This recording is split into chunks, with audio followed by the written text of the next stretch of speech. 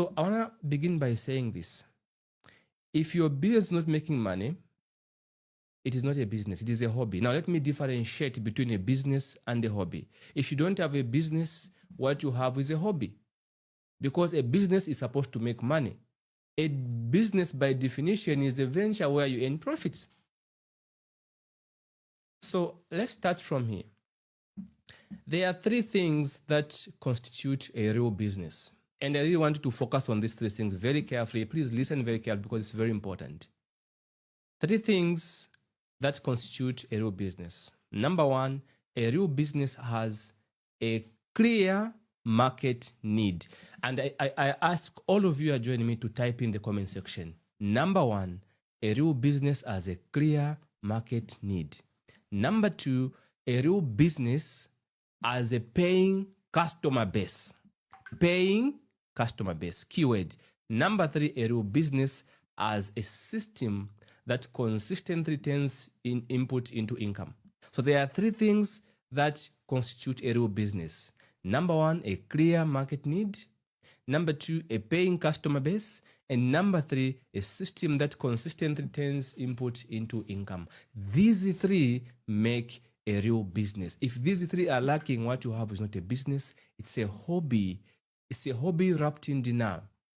And this is what I want us to now get into the business of it. So honestly, those three comments coming through. So that somebody's going to come and watch us later should come and learn from us. So number one, we are saying a real business got a clear market need, a paying customer base, and a system that consistently turns input into income. So let me just mention this here, friends. Most people are not solving a painful problem. And that is why they're not progressing. They are selling things they like. This is the biggest reason many businesses are not growing, is because owners are selling things they like.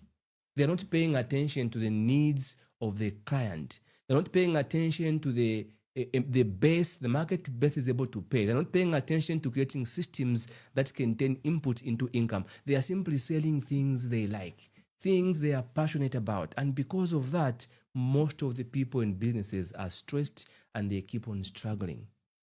That's the problem. Your cousin might have told you that your chicken tastes nice. Okay? So now you are calling that a catering business simply because your cousin thanked you. Is your cousin. For goodness sake, cousins lie.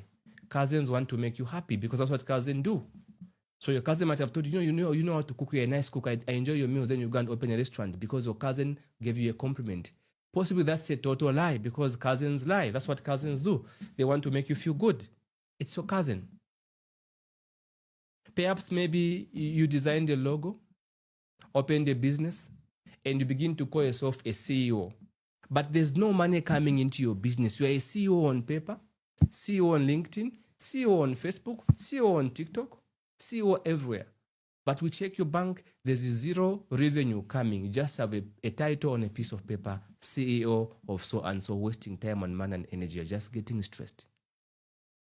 That is not a business. That's a branding for poverty. And let me tell you what that means. If you brand yourself as a CEO too early, people will think you are rich. People will think you are very successful. And guess what? Naturally, human beings don't like supporting somebody who looks like they are very successful, like they're already there. Naturally, people have to support underdogs. Look at football. When a football team is playing against, a powerful team is playing against a small team, usually people support a small team because people naturally love underdogs. So some people, you're not building businesses. You are branding yourselves for poverty. So you have to know the difference.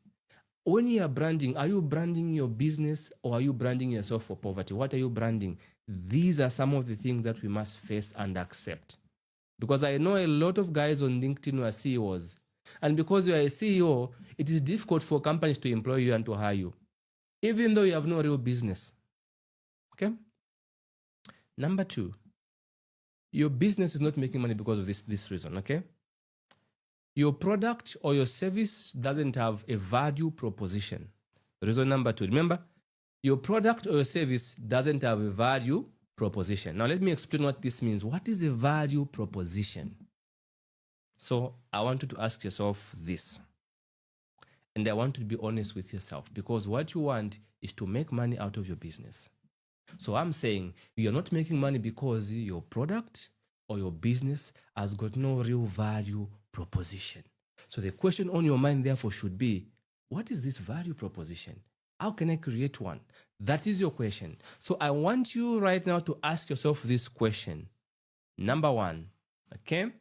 Question number one. Somebody type in the comment section. Let's comment together.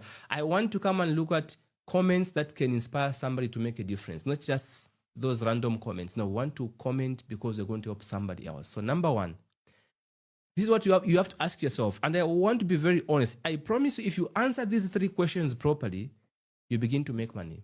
Number one, you ask yourself this question: why should someone buy from you and not someone else? Have you ever paused to ask yourself this question? Why on earth would somebody come to your shop? Why would somebody contact you for a service of a product instead of someone else? Why should somebody buy from you? I want you to answer this in all honesty, not like to think about it passively, but to think about it in truth.